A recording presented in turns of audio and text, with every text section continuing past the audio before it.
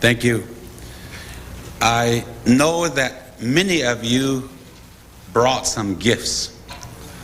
These represent gifts that comes from all of us.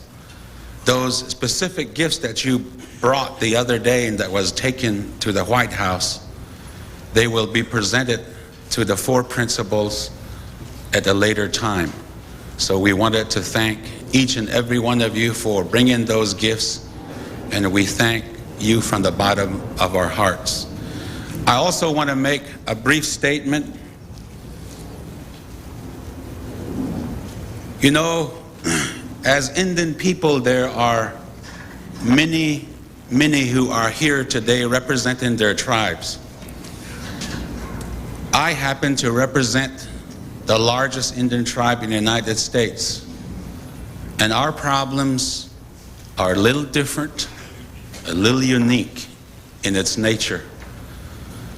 I would not be a good advocate for the Navajo people if I did not present separately the issue papers that we're going to give to the President and the Vice President. And it outlines much of what you have talked about, but only dealing with specifically with the Navajo Nation. However, there's one thing that I would like to also suggest to the President. The President has an enormous responsibility and power. And one of the power that he has as a president representing all of us is the ability and the authority to appoint people.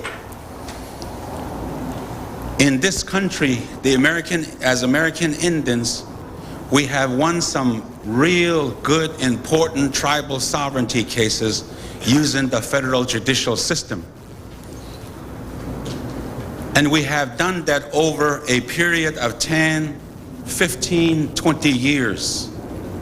Those hard battles that raises the question of Indian sovereignty was won in the United States Supreme Court. However, the composition of the United States Supreme Court has changed over those years.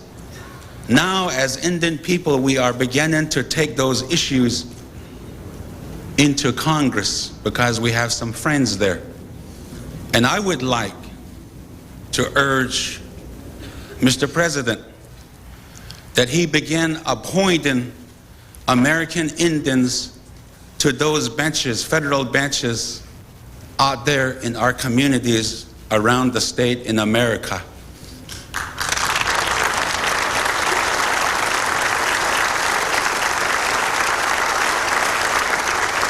I say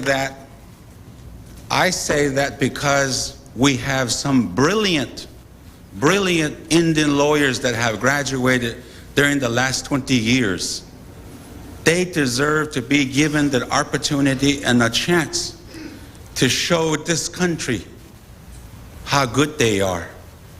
And I think the President, in his capacity, should begin appointing and filling a lot of those judicial positions. Some may have indicated to friends around the country that trying to get an American Indian appointed to the United States Supreme Court might be a far-fetched idea. But I think we're ready. I know by working with many of those young Indian lawyers, I sure like to see during my lifetime American Indian person to be appointed as justices on the United States Supreme Court. And I think we're ready for it.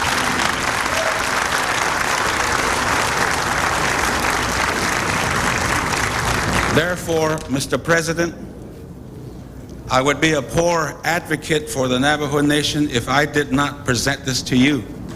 And these are the position outlined specifically that addresses the Navajo Nation. Thank you very much.